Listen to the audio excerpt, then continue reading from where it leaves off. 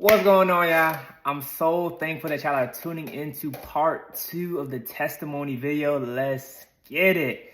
Well, y'all, if you have not watched part 1, this is about to be a spoiler. So if you haven't watched it, go tune in on the channel. But y'all, remember when we ended part 1, we were talking about the vision God gave me and how I tucked that thing away because we had a lot of other things going on. So part 2 of the testimony video jumps back in from that part of the story. Hope y'all enjoy. Peace. I tucked away, graduated, working my job. Like I said, I was at UConn. I remember the Lord telling me, remember the vision. So I was like, Lord, I feel like there's more for me.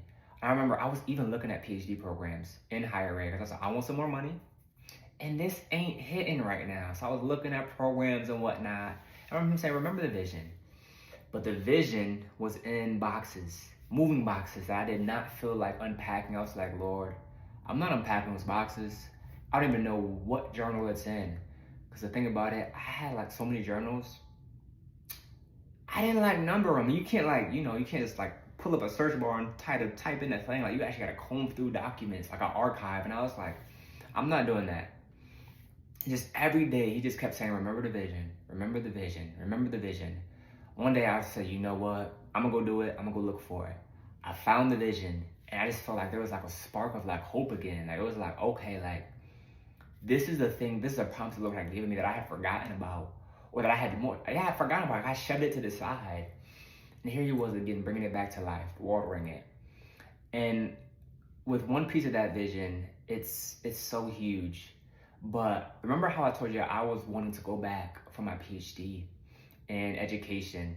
He said, nope, you're going back to school for seminary. I said, who's going to seminary? Like, who's a pastor? Like, not me. Like, what is going on? Like, I don't want to do it. Like, I want to help people. Like, that's what, as a part of the vision and whatnot. But I never, like, knew it was going to be this way. And I was just like, this is crazy. But I entertained the Lord. I remember just looking at divinity schools. And even then, during that process, people were like, I don't think that's right. Like, you said you want more money, but you want to be a pastor? Like, that don't make sense. But now it's time for another nugget. Oh, if you ever watched VeggieTales, it's like, remember when you was watching VeggieTales? It was like Silly Songs with Larry. Like, it would be like the Battle of Jericho. And you're like, okay, break. Now it's time for Silly Songs with Larry. This is now like a break from the story. Yeah. Obedience is so much. Obedience will get you further than anything you could ever imagine for your life and what people could say. Like, there have been so many times in my life where people have been like, that doesn't make sense. Like, you want to do this thing, but you're doing this thing. You know what I have to say? I heard from the Lord and he is instructing me to do this. Like, sometimes people can say, I heard from the Lord in ways that are like questionable. That's going to discern the fruit. And in like a way that's like, oh, like to shut up conversations. Like, what can I say? If you said God told you that, then hey, bet.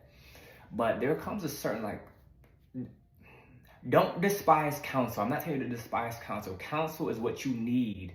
You're not meant to do life alone. Not just you and God. You have to do it in community. But there still comes a point where it's like, you had a test what your counsel's saying as well. And this was a part of my life where I was like, this doesn't make sense to me either, yeah, but I really feel like that's what the Lord is wanting me to do. Like, I was never one who like chased money. Like, at the end of the day, like, I live my life for Christ. It's not about what I want. Yes, there are desires that I want. And yes, he knows what I want. He's a good father. He gives, right? But at the end of the day, like, his word also says, seek first the kingdom and righteousness, and these things will be added unto you. Like, where are your priorities? I'm gonna challenge you. Like, where are your priorities? Like, you're wanting finances, you're wanting marriage, you're wanting XYZ, but what if the way that you're chasing those things is actually the opposite direction of getting you there? Like, sometimes we don't realize, like, the crazy thing God is calling you to do is the thing that's going to provide the thing that you're desiring, the very thing that you want. It's like, he knows what's best for you. His word says, trust in the Lord with all your heart. Lean not on your own understanding. Acknowledge him in all your ways and he will direct your paths. Like, that's what his word says. So why are you trying to be the Lord of your life? He who builds the house like on his own builds in vain. Like, unless the Lord builds the house, you build in vain. Like, you stay up late watching in vain. Like, let the Lord watch. Don't do it in your own strength. Like, let the Lord, just be obedient to what he's telling you to do. Like, it doesn't matter if you look crazy to everyone else. Just do what he's telling you to do. Anyways, yeah, like, I remember applying to divinity schools. Still a little reluctant. It didn't make sense to me.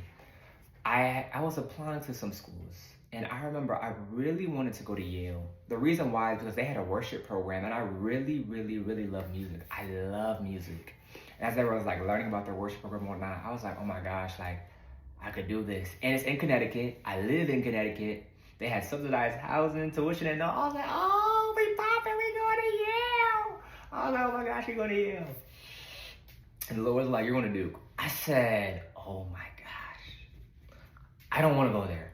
I don't want to go to Duke. Nothing, you know, if anyone from Duke watching this, ain't nothing against Duke. I love it there, actually. Like, that's why I say, like, you might think you know what you want, but the Lord, trust the Lord. Love Duke Div, love the professors, love my peers. Shout out to Hybrid. Hybrid, that's the best program right there. Hybrid.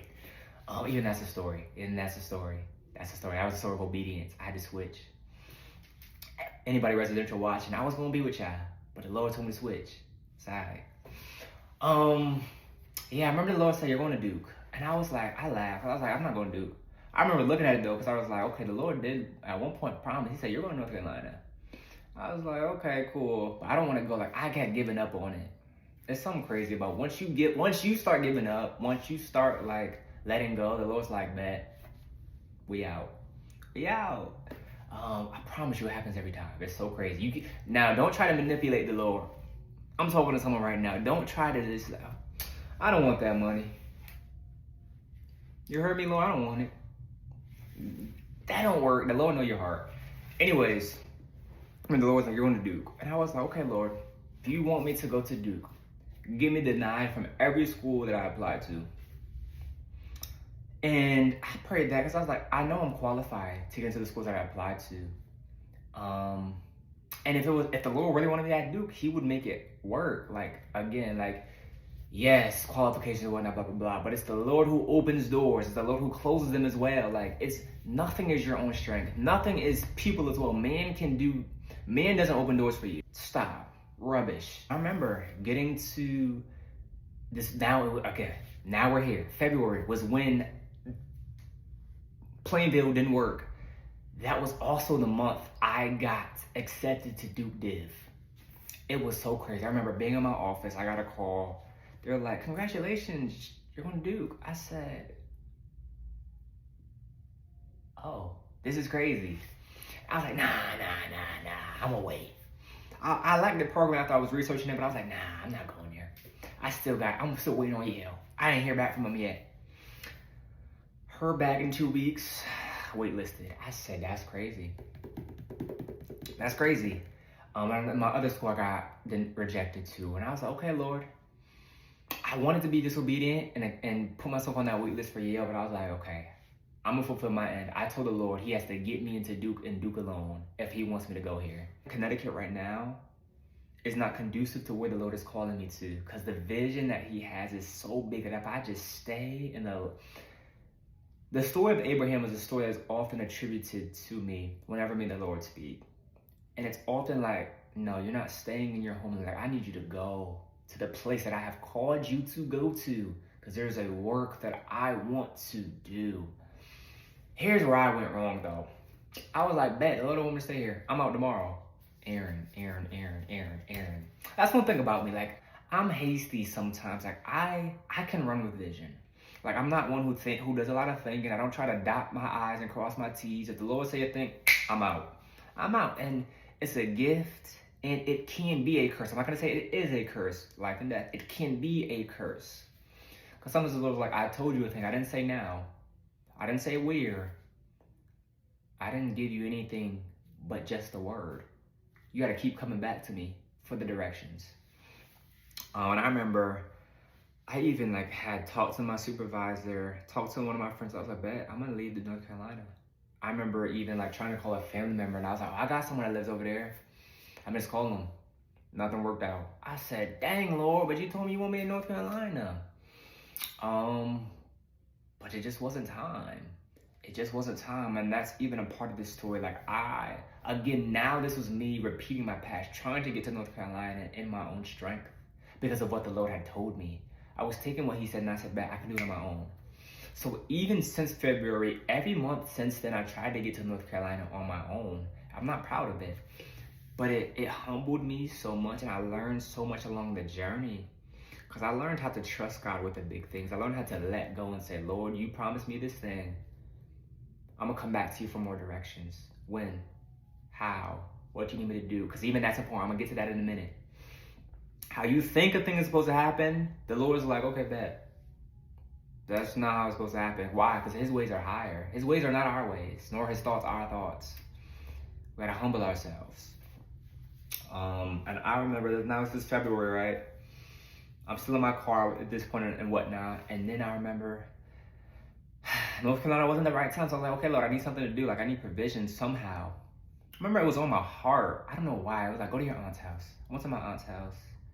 I remember this. I remember everything. Went to my aunt's house. I remember she opened her home to me. I'm so grateful to her for that. She didn't have to. I didn't even go there with that intention. I didn't go there. I just went there because the Lord said go. And she was like, "Look, you and Dean go sleep downstairs." I was like, "Oh, word. Did that. The next few months was just more preparation and more pruning. Like I said, I was in therapy more and more in this time, and the Lord was doing work in me. He was, again, it's the year of healing and moving forward. So he had to go back to the things in my past and dig up old wounds and say, "Nope, that can't come with you. That can't come with you." I remember one of the things was like getting back on worship team. Not getting back on worship team, but like using my gift of worship, a gift I didn't know I had. Like, it sounds simple, but there's so much pain in my past. And that thing was like a way to like break through and like say like, no, like there's a piece of me that I'm reclaiming that is being made new. And I gave myself to like, so like learning to let go of like how I once saw myself and doing the things, like being who the Lord had made me to be. So that was one thing. And it was just like crazy. Like, we learned how to like pour into myself, letting go perfection and condemnation. Those are things that I really struggled with. Now, I didn't get them perfected, but I had progress. Because I even now, I'm still working on it. Sometimes we can like try to rush to get healed. First of all, you're already healed. Sometimes we can chase it in a way that's our own strength. And we're like, "Okay, I did this. Why is it not here?" That was me at one point. I was like, "Okay, like I did these things. I'm walking in this, but like, why don't I feel how I think I should feel? Why don't I think how I think I should think?" Like, and I just remember like, yeah, it's like wanting it to like speed up and thinking like, why am I not where I think I should be? But that's what the enemy wants you to do. Like, he was trying to get you in this sin. You was in it, you was doing it, he was leaving you alone. You're trying to change, now he getting you, "Oh, but you're not perfect. You're not this, you're not that. Oh, you still don't look like this yet." The enemy is an accuser. You need to learn to shut him up and say, "No, like I'm being daily refined." Progress. Perfection is the enemy of good. That's one thing that I had to learn through therapy.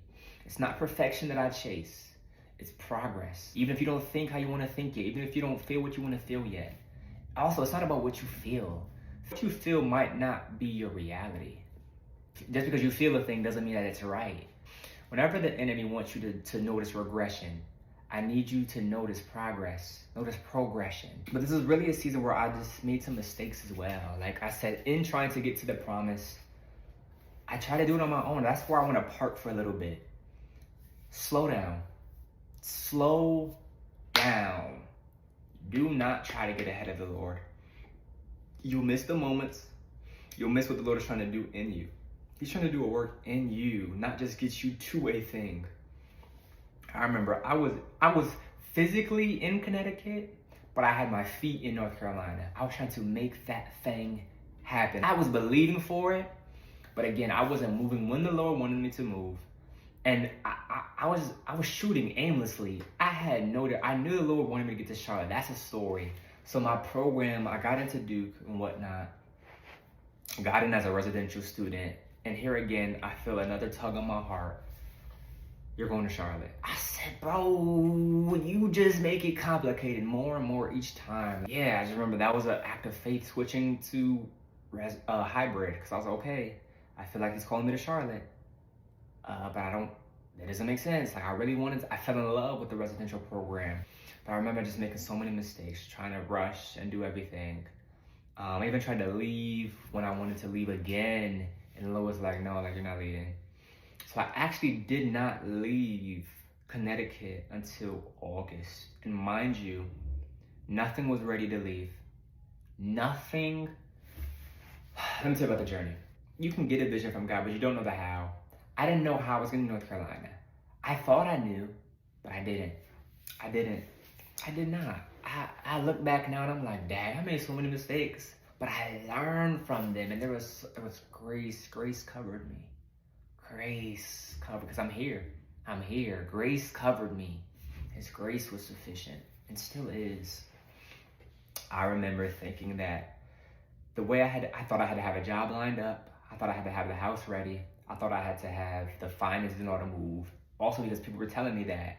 I remember there was a point where someone was like, things aren't ordered. The Lord isn't calling you to go. That's why I started to like be really careful, like who I began to tell things to, and not necessarily like what I told. The word that the Lord has given you is not for everyone to understand, and that's okay. I just remember I just had to trust the Lord. I just remember this was a part of my life that I had to, another nugget, had to limit people who I told, to the point where I just left Connecticut. I didn't tell anyone when I left. I just left. Why? Because I knew if I had told someone, I maybe would have stayed. There was a week he told me to go, and I had a decision to make. I would have either left or stayed. What's going on, y'all? You made it to the end of the part 2 testimony video.